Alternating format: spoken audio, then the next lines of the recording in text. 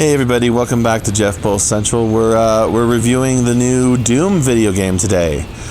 This right here, this is Doom: The Dark Ages. This is a heck of a game, man. This is a really cool Doom video game if you're into the genre, the first-person shooter genre, and its its granddaddy progenitor Doom.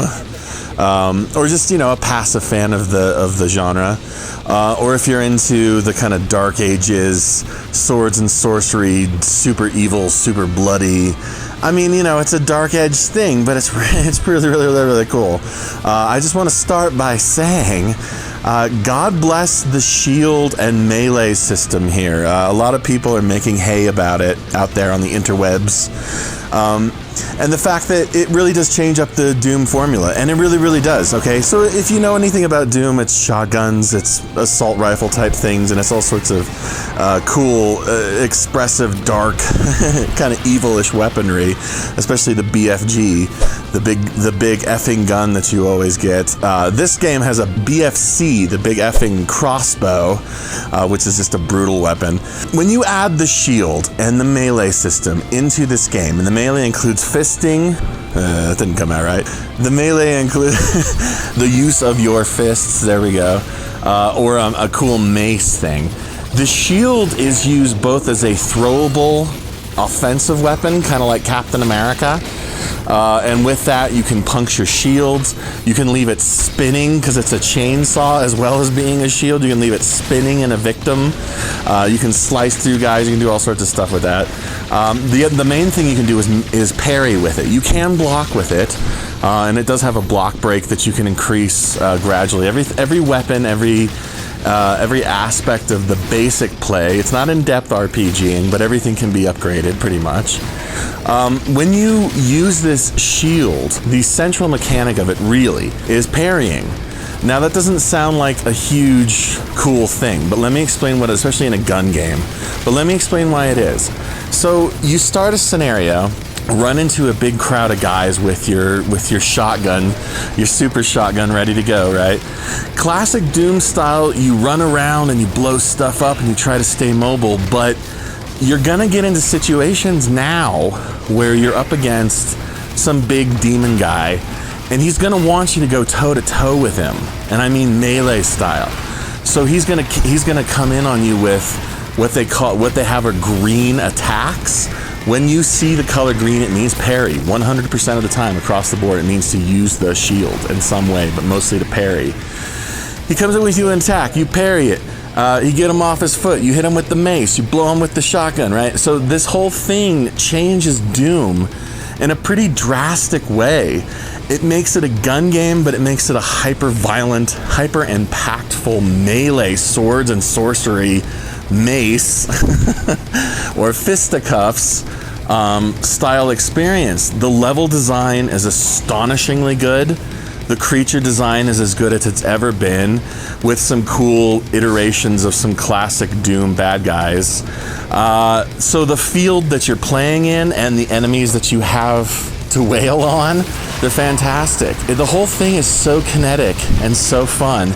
And really at this point I would expect nothing less of id, because id, especially with the Tech 8 engine, oh man, Doom 2016 was such a surprising, cool, fun return to form for the series.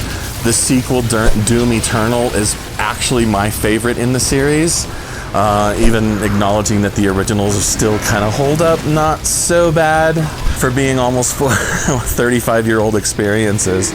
But look, this is a Doom that feels just Doom enough to be called Doom, but it's definitely a different type of experience too. And like I said, the level designs are great. They're sprawling, they're secret-filled, they're both vertical and horizontal, so you're always challenging yourself about how to reach the next thing, and then you have to blow away huge hordes of demons and bad guys in the midst of it. So The sights to see are incredible. The level design, this really shows off what hardware can do. I'm playing on Series X where it's on Game Pass. But anything that you play this on that can play it well, you'll be stunned. The other cool entry in this, or the other cool thing in this entry that they've added is a good story. It's what you'd expect from this type of game, except that it's Doom instead of like, I don't know, some kind of dark version of Halo. There's actually a cool story about like hell and, you know, saving your dark fantasy kingdom from the hordes, you know, that kind of thing. The only thing that there isn't is multiplayer of any kind. They've completely stripped out the multiplayer portion of Doom. It's just a single experience, sort of like the original when it was originally launched. So that's something to consider if you really do love the multiplayer of Doom more than the campaign. But let me tell you something, this campaign, they put every ounce of effort into this. This is not like when Call of Duty makes a great multiplayer thing and then tacks on a campaign and then makes a campaign. This is like full force at this. And then kind of the last little portion of this I want to talk about is the introduction of the dragon.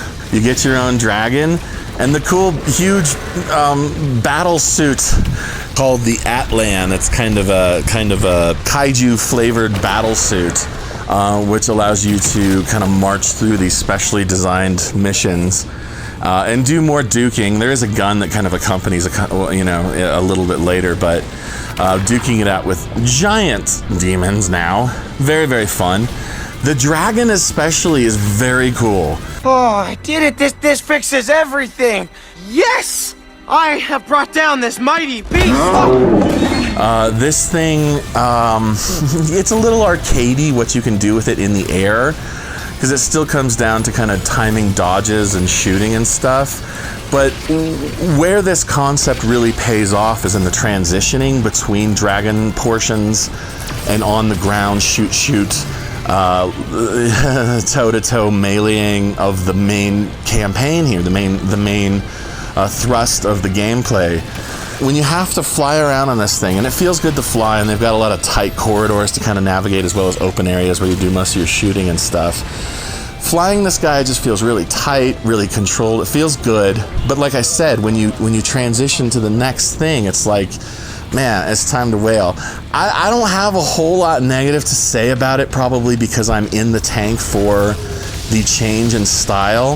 I think that games that are as illustrious and long-lived as Doom, you know, you can change it up every once in a while, especially if you nail the experience. You can change it up and not really hurt Doom. This isn't going to ruin Doom, and I guarantee you, in the future, maybe even the next Doom, we'll go back to a more traditional experience.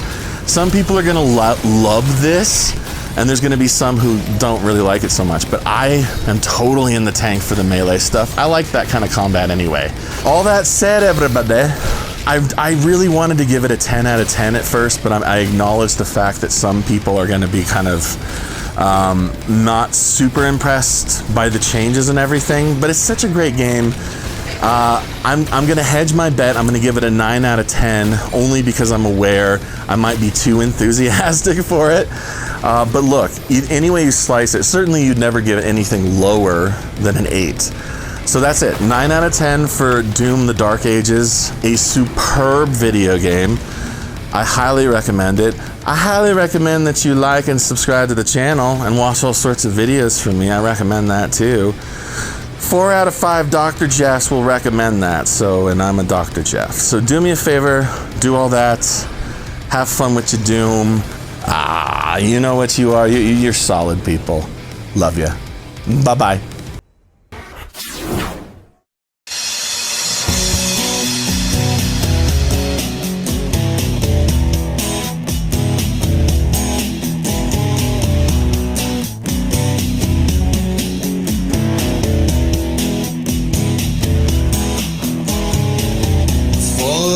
Of the morning sun.